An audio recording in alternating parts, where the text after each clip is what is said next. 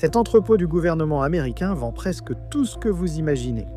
Des myrtilles, de l'acier, des cigarettes, du calcaire, une balle standard et même certaines choses que vous ne voulez pas imaginer. Je vois aussi que vous avez des boues domestiques là-bas. Ceci est de la boue domestique. Donc, quand vous tirez la chasse d'eau, que ça passe par les égouts et que ça arrive dans une station d'épuration, la première étape consiste à éliminer tout le matériau solide. Nous l'avons séché pour obtenir une belle poudre fine. Je ne vous recommanderais pas de le sentir. Quel est le but de tout ça? Pourquoi le vendent-ils? Et pourquoi est-ce si cher? Est-ce que tu as parfois l'impression de vivre dans une histoire de science-fiction ou quelque chose comme ça? Je suis ici depuis longtemps, donc je ne vois pas les choses ainsi, mais je devrais dire oui. Pour moi, la science-fiction, c'est qu'une personne y pense et la collecte. Ça paraît tellement fictif. Pourquoi un tel endroit devrait-il exister? Il y a des feuilles de pommier et de pêcher, des tissus d'huîtres, des barres de zinc métallique, du dioxyde de carbone dans de l'azote. Dans ces cuves d'azote liquide, il y a des échantillons d'animaux marins. Des échantillons de muscles, des échantillons de dauphins, des échantillons de baleines, des oiseaux aussi, des tissus d'oiseaux, et aussi quelques tissus humains. Mais peut-être que l'objet le plus étrange qu'ils vendent est très banal. Le beurre de cacahuète. Ça ressemble à du beurre de cacahuète. C'est du beurre de cacahuète. C'est crémeux. C'est sans doute le pot de beurre de cacahuète le plus cher au monde. En gros, on paye une entreprise pour fabriquer du beurre de cacahuète générique. On peut avoir 2000 pots de beurre de cacahuète générique et ce qu'on fait, c'est qu'on les analyse pour mesurer les graisses dans ces pots et déterminer la quantité de différents composés qu'ils contiennent. Ensuite, on colle une étiquette et on fournit un certificat à la fin. As-tu déjà goûté à ce beurre de cacahuète? Ces choses ne sont pas faites pour être mangées, car elles sont là depuis si longtemps que tu n'aurais sûrement pas envie d'en manger. Combien ça coûte? Ce ne sont pas des produits vendus à des prix commerciaux, donc ce pot de beurre de cacahuète ne coûte pas 3,99 $. Je pense qu'il coûte environ 1000 $. Vous ne pouvez pas l'utiliser pour faire un sandwich au beurre de cacahuète et confiture. Un pot de beurre de cacahuète coûte moins de 5 $. L'étiquette indique les ingrédients et les quantités de nutriments comme protéines, graisses, sucre et sodium. Ces valeurs ont été mesurées par le fabricant à l'aide de différentes machines et techniques d'analyse. Mais comment savoir si ces résultats sont exacts? Eh bien, c'est là qu'intervient le pot de beurre de cacahuète standard du gouvernement. Il est mélangé avec tant de soin et de minutie que chaque pot contient exactement la même substance. Nous nous efforçons d'homogénéiser ces éléments pour garantir la cohérence. Ensuite, des scientifiques du National Institute of Standards and Technology, le NIST passe des années à identifier minutieusement les quantités de tous les différents composés présents dans le beurre de cacahuète, avec des incertitudes spécifiées. Ce beurre de cacahuète est alors désigné comme un matériau de référence standard, ou SRM. Ils vendent ces échantillons de beurre de cacahuète SRM parfaitement caractérisés aux chercheurs et aux fabricants afin qu'ils puissent étalonner leurs équipements. En pratique, l'acheteur sait que son équipement fonctionne correctement, si lorsqu'il analyse le beurre de cacahuète standard, il obtient les valeurs fournies par le NIST sur le certificat. Nous avons beaucoup travaillé pour être sûrs de nous et passé des années à étudier la quantité de matière grasse afin d'identifier précisément ces chiffres. Donc ce que vous payez, ce n'est pas vraiment le beurre de cacahuète.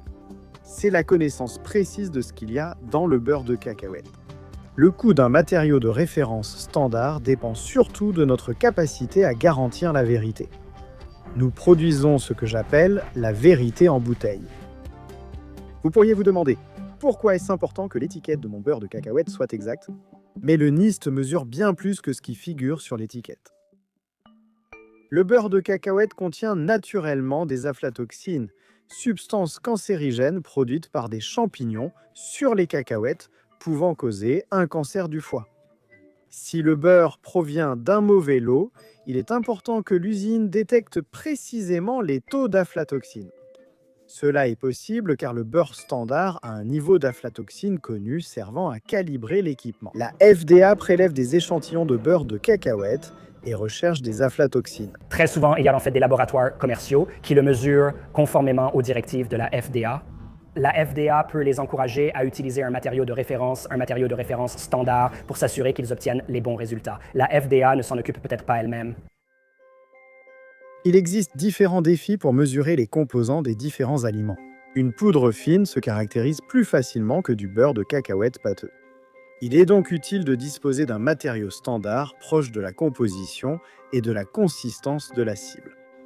Mais il est aussi impossible pour le NIST de caractériser tous les types d'aliments. On ne va pas fabriquer un matériau truite, un matériau perche et un matériau saumon, tous différents avec les mêmes valeurs numériques.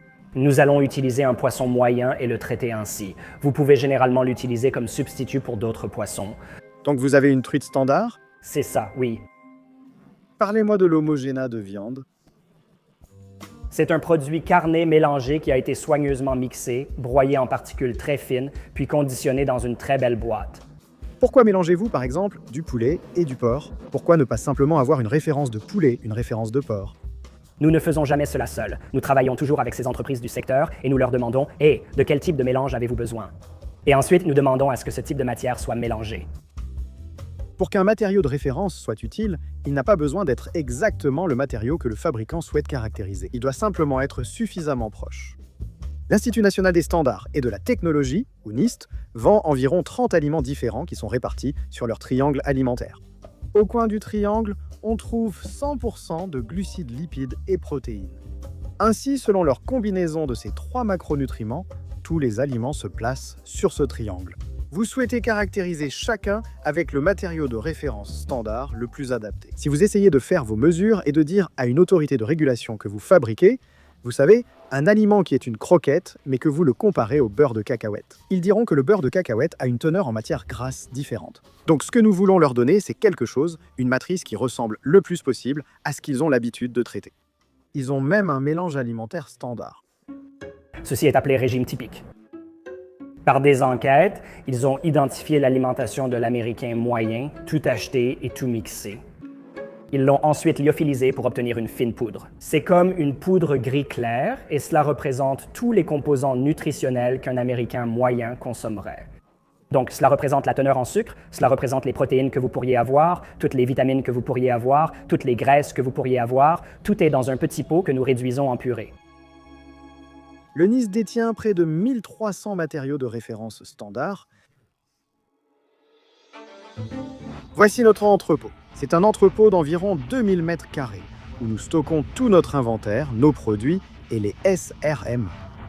Nous sommes une entreprise et du côté technique, je peux gérer une entreprise de 20 millions de dollars au sein du gouvernement fédéral, ce qui m'enthousiasme.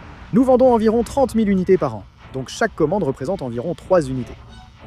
La moitié d'entre elles sont vendues sur le marché national et l'autre moitié à un public international.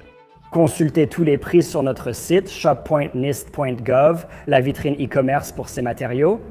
Vous pouvez rechercher tout ce que vous voulez. Vous pouvez chercher du beurre de cacahuète, vous pouvez chercher de l'homogénat de viande.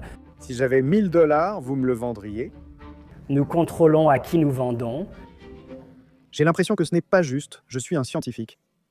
Si j'avais 1000 $, mais les normes ne concernent pas que la nourriture. Au début des années 1900, vers 1905, il y avait un énorme problème avec la qualité de l'acier utilisé dans les wagons, aussi bien dans les locomotives que sur les rails. Ils savaient quels alliages utiliser pour que cela fonctionne. C'est juste que toutes les fonderies qui les fabriquaient n'avaient aucun moyen de comparer les résultats du matériau qu'elles produisaient à ce que tous les chimistes savaient qu'elles devaient produire. Le Congrès a demandé au Bureau national des normes de créer des échantillons standards d'acier pour harmoniser les pratiques. Nous avons fabriqué ces aciers standards, analysé tous leurs éléments, le chrome, fer, hydrogène, carbone, puis distribué ces aciers aux parties prenantes, notamment les fonderies, pour qu'elles comparent leurs résultats à une source d'acier connue. Et ce furent nos tout premiers produits que nous avons fabriqués. L'acier demeure un matériau de référence majeur au NIST. Quel est votre produit le plus vendu? Ah, ce sont des Sharpies. Sharpie? Oui, d'accord, allons voir une Sharpie. Si vous voulez tester la résistance de votre acier, ce que le professeur Sharpie, Monsieur Sharpie, a inventé, c'est un test où il a installé un pendule. Et à l'extrémité du pendule se trouve un poids. En tirant ce pendule à une certaine hauteur, vous pouvez calculer son énergie potentielle. Au bas de la trajectoire de ce pendule, sur l'arc, il y a un étau. Et dans l'étau, on maintient un morceau de métal standard appelé Sharpie. et il y a une petite encoche en V dedans. Donc l'idée, c'est que le pendule passe, casse ce morceau, puis remonte de l'autre côté. Dès lors, on peut calculer l'énergie nécessaire pour casser ce morceau d'acier. Chaque entreprise, aux États-Unis et à l'international, doit désormais comparer ses matériaux à nos éprouvettes de Sharpie chaque année, car leurs aciers servent dans les pipelines ou la défense, comme les chars ou le stockage de déchets nucléaires.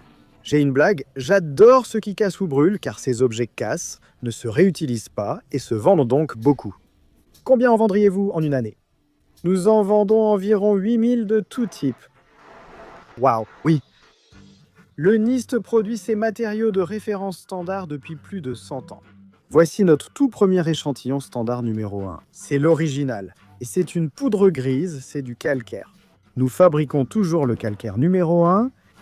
Depuis 110 ans, c'est si populaire que nous en vendons 40 à 50 par an. Ouais, incroyable, non? Peu d'entreprises existent encore et vendent leurs produits d'origine, mais nous, oui. La majorité des SRM évoqués servent à l'étalonnage. Il existe aussi une catégorie de SRM pour la validation. Ils sont utilisés directement dans les tests industriels pour assurer la cohérence. Un exemple, ce sont les cigarettes. Fumer au lit était un vrai problème. Les gens prenaient de feu. Il y avait donc beaucoup de réglementations sur la façon dont les matériaux de votre matelas, de vos draps ou de vos vêtements de nuit devaient réagir à une source de combustion. Nous avons produit des cigarettes standardisées. Cela permettait essentiellement, en combinaison avec les essais ASTM, d'aider un fabricant à déterminer le degré d'inflammabilité de ses meubles, de son linge de lit ou de ses matelas. Et pour que ces tests soient cohérents, les incendies doivent être déclenchés avec une cigarette standardisée du NIST. Les incendies causés par des matériaux de fumeurs sont la première cause de décès par incendie domestique aux États-Unis. Des produits comme celui-ci, mais aussi les réglementations en vigueur et simplement les campagnes de sensibilisation qui ont eu lieu, ont sauvé de très nombreuses vies. Mais ils ont aussi des normes pour des choses auxquelles on ne s'attendrait jamais, comme une balle standard. Lorsqu'une balle est tirée avec une arme à feu, vous savez que les rayures dans le canon laissent des marques sur la balle. Les laboratoires de criminalistique doivent ensuite mesurer ces rainures pour faire correspondre la balle retrouvée sur la scène de crime à d'autres balles tirées par l'arme suspecte. Mais comment savoir s'ils mesurent précisément les rainures? Donc ceux-ci comportent des marques standardisées. Ils ont reproduit une balle en y mettant, je crois, essentiellement des nano-indentations. Donc des marques extrêmement fines qu'ils ont cartographiées sur cette balle. Elles n'ont pas été tirées avec une arme, elles ont été fabriquées. Pour valider leur équipement, les laboratoires des médico-légaux analysent la balle standard et celle d'une scène de crime en même temps. Ils savent donc que leurs mesures sont précises.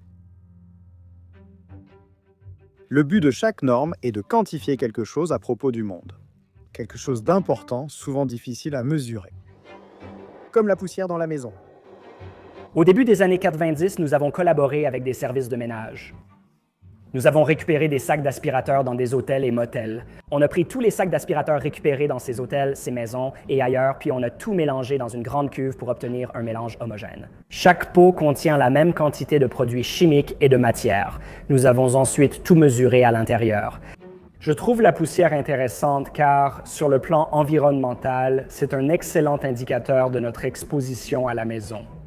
L'identification des contaminants dangereux est une des principales utilités de ces matériaux de référence, d'où la présence de différents types de peintures, au plomb ou d'eau de glacier du Groenland. Ces échantillons sont tellement rares que nous devons limiter la distribution à une unité par client tous les 3 ans. Ouah, ou de la terre du New Jersey et du Montana. Nous avons beaucoup d'échantillons de sol. Ils avaient la permission d'entrer essentiellement sur un site industriel contaminé à Bozeman, dans le Montana, et de ramasser un tas de pierres, vous savez, un seau de 20 litres, puis de les rapporter et de les broyer. Ceux-ci sont à nouveau certifiés pour des éléments toxiques, par exemple. La meilleure façon de mesurer notre exposition aux contaminants est d'analyser ce qui sort de notre corps. C'est pourquoi le NIST vend des déchets domestiques. Il s'agit d'un registre de ce qui est sorti de nos corps et s'est écoulé dans nos égouts. Les chercheurs peuvent l'examiner pour détecter des traces de toxines ou de métaux lourds, des contaminants auxquels beaucoup sont exposés sans le savoir. C'est de la surveillance environnementale. L'an prochain, ils lanceront un produit issu de déjections humaines. On en a beaucoup parlé dans les médias. Vous savez, la santé est liée à votre microbiome, n'est-ce pas? Et nous commençons à comprendre que, vous savez, votre flore intestinale et ce qu'il y a dans votre estomac sont extrêmement importants pour votre santé, votre état d'esprit et bien d'autres choses encore. La matière fécale est une matrice incroyablement difficile à mesurer et à extraire tous les différents composants. Et ce que ce matériau va permettre, c'est de soutenir les mesures des métabolites, et il sera distribué essentiellement sous forme de flacons de poudre. Tu sais combien ils ont obtenu? Une sacrée quantité. Avec l'évolution de notre connaissance du monde, les matériaux de référence de cet entrepôt changent aussi. Le NIST lancera l'an prochain son premier matériau de référence vivant, des cellules d'ovaires de hamsters produisant des anticorps monoclonaux. Les anticorps monoclonaux représentent désormais 5 des 10 médicaments les plus vendus et plus de 75 milliards de dollars de ventes annuelles dans le monde. Lorsque la variole du singe a commencé à se propager plus tôt cette année, l'un des problèmes pour diagnostiquer la maladie était qu'il n'existait pas de test de laboratoire clair pour déterminer si quelqu'un était infecté. Le NIST a créé un échantillon de référence d'ADN de la variole du singe en 30 jours. Cet entrepôt est un lieu très étrange pour se promener. Il y a tant d'éléments disparates de notre monde, soigneusement caractérisés, étiquetés et emballés. C'est un rappel que, dans les coulisses, invisibles pour la plupart d'entre nous, il y a un groupe de personnes qui travaillent en sans relâche pour s'assurer que les choses sont bien ce que nous pensons qu'elles sont. En mangeant du beurre de cacahuète sur du pain grillé, nous savons qu'il contient ce qui est écrit sur l'étiquette. Quand votre analyse de sang affiche un taux de cholestérol, elle a été calibrée selon une norme. Et lorsque vous entrez dans un bâtiment à ossature en acier, vous savez que l'acier possède les propriétés structurelles et mécaniques appropriées pour soutenir cette structure. Notre monde fonctionne parce que, sans que la plupart d'entre nous le sachent, une petite armée de personnes vérifie avec diligence que ce qui existe est conforme aux normes. Même nos excréments.